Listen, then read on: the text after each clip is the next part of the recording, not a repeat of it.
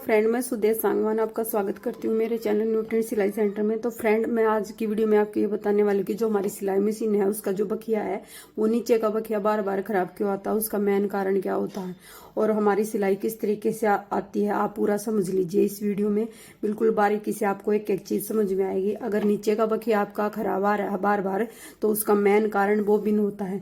Bobbin case में या तो आपका धागा लूज होगा या फिर उसका जो हमारा बोबिन केस का धागा निकल जाता है तो हमारा जो नीचे गुच्छे गुच्छे से इकट्ठे हो जाते हैं और एक धागा अगर खींचेंगे आपकी पूरी सिलाई खुल के बाहर आ जाएगी।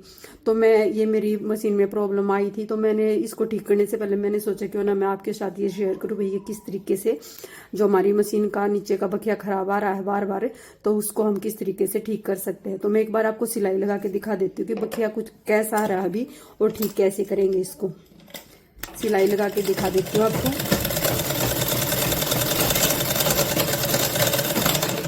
जब आपका ये देखो बखिया दिखा देती हूँ आपको, हमारा जो बखिया कुछ इस तरीके से आएगा।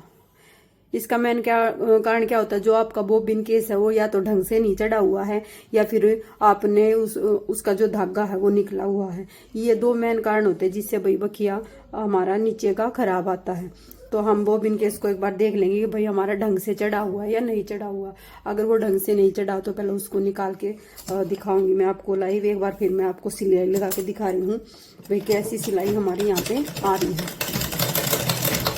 ये देखो हमारी मशीन अटक अटक के चल रही है, तो इसका मतलब हमारा जो बोबिन है वो ढंग से नहीं चढ़ा हुआ है। जब भी हमारे मशीन का जो बोबिन है वो ढंग से नहीं चढ़ा हुआ होगा या भाई, तो उसकी हमारी जो मशीन की आवाज ही अलग से चेंज हो जाती है। ये देखो, तो बिगनर्स कई बार क्या सोचते हैं भाई मशीन में धागा फंस गया हमारा, लेकिन धागा नहीं फंसता। कई बार हमारा जो स्टल है वो ही ढंग से नहीं चढ़ा होता बोबिन। तो एक बार इसको निकाल के देख लेंगे, फ्रेंड। ये देखो, ये बिल्कुल हमारा ढंग से चढ़ा ही नहीं हुआ था, एकदम निकल के बाहर आ गया। तो सबसे पहले तो हमें अपनी फिरकी में धागा अच्छे से सेट करना है।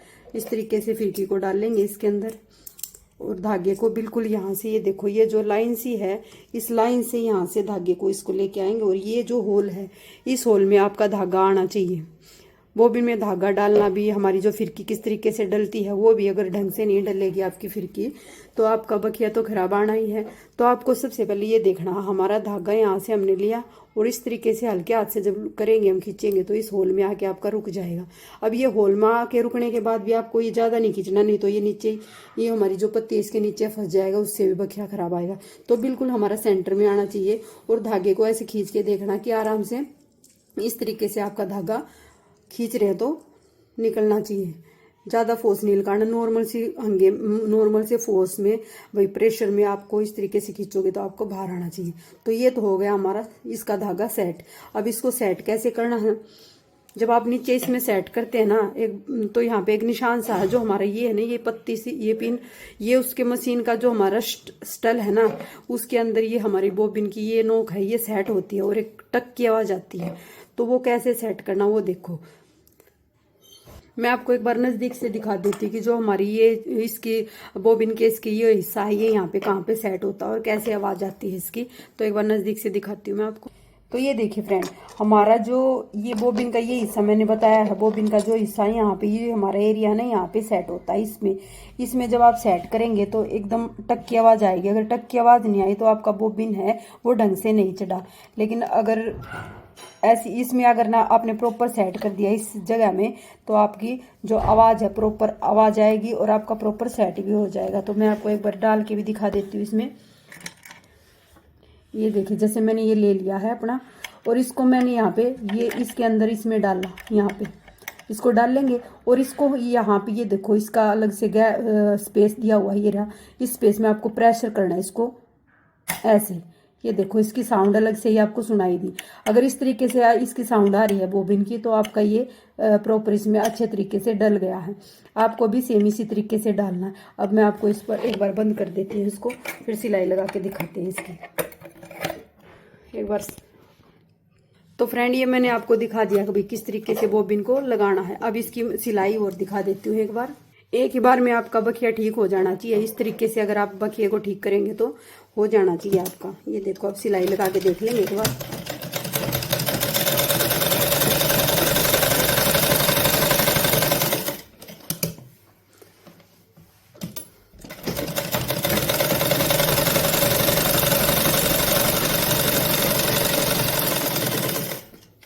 अब ये देखिए फ्रेंड, जैसे ये तो हमारी पहले वाली सिलाई है, ये वाली पहले वाली सिलाई है, और ये हमारी बाद वाली सिलाई है।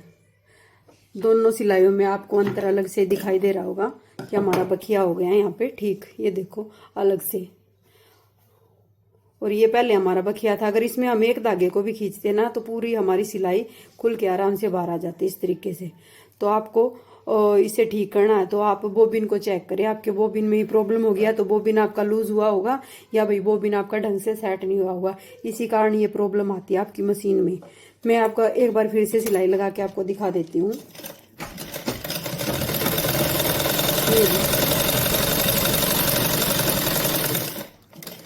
जब आप इसमें मशीन की अपनी सिलाई लगाएंगे ना, अगर आपकी बोबिन का धागा ढंग से नहीं चढ़ा है, या बोबिन का धागा निकल गया है, या बोबिन ढंग से नहीं चढ़ा है, तो उसमें क्या होगा, आपकी जो मशीन की साउंड है वो अलग से ही चेंज हो जाती है। साउंड चेंज होने से ही पता चल जाएगा कि आपका बोबिन का धागा निकल गया है, या भाई बोबिन निकल गया है। तो उससे फिर गुच्छे गुच्छे से आने लगते हैं, मशीन लगाते हैं जब आप कपड़े पर, तो वे गुच्छे गुच्छे आएंगे तो भाई अलग से ही नीचे हमारा जो ये, कई बार तो क्या होता है, या बोबिन का धागा खत्म हो जाता है, तो ये जो ऊपर की मशीन का जो धागा है ना, जहाँ पे हम बोबिन को सेट करते हैं, उधर पूरा गुच्छा सा इकट्ठा हो जाता है, और हमारा कपड़ा यहाँ से निकलने में भी भाई गुच्छा इकट्ठा होगा तो यहाँ से निकलेगा नहीं, फिर हमें वो यहाँ से कट करना पड़ेगा, फिर कपड़े को हम निकाल लेंगे। तो ये प्रॉब्लम भाई मशीन जब आप यूज कर रहे हो तो उसमें आ जाती है। तो आपको बखिए को आपको सेम इसी तरीके से ठीक करना है। और इसमें मैंने बोबिन की सेटिंग भी आपको बता दी है कि बोबिन की सेटिंग किस तरीके से करनी है। बिगनर्स क्या करते हैं, जल्दबाजी में रहते हैं, बोबिन पता तो हो भाई नीचे हमारे स्टल में सेट करना है, लेकिन उनको प्रॉपर आइडिया नहीं रहता कि स्टल में जब बोबिन को हम सेट करते हैं तो किस तरीके से सेट करते हैं। कई बार उनका तुक्का लग जाता है कि सही चढ़ जाता है बोबिन, और कई बार क्या होता है जल्दबाजी में वे ऐसे ही सेट करके और मशीन लगाने लगते हैं, फिर उनको ये हो जाता है कि भाई हमारी मशीन का जो बखिया है वो खराब आ रहा है, ठीक क्यों नहीं हो रहा है। लेकिन उनको जो मेन प्रॉब्लम है उसका पता नहीं होता कि उन्होंने बोबिन को ही ढंग से नहीं चढ़ाया है। तो वो भाई इस उसमें फिर अपनी पूरे स्टल को खोल लेते हैं कि भाई कहाँ से क्या प्रॉब्लम आई है।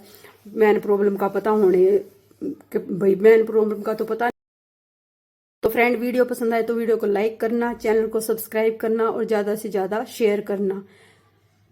इसी तरीके की हेल्पफुल वीडियो लेकर मैं आपके लिए आती रहूंगी। Bye guys.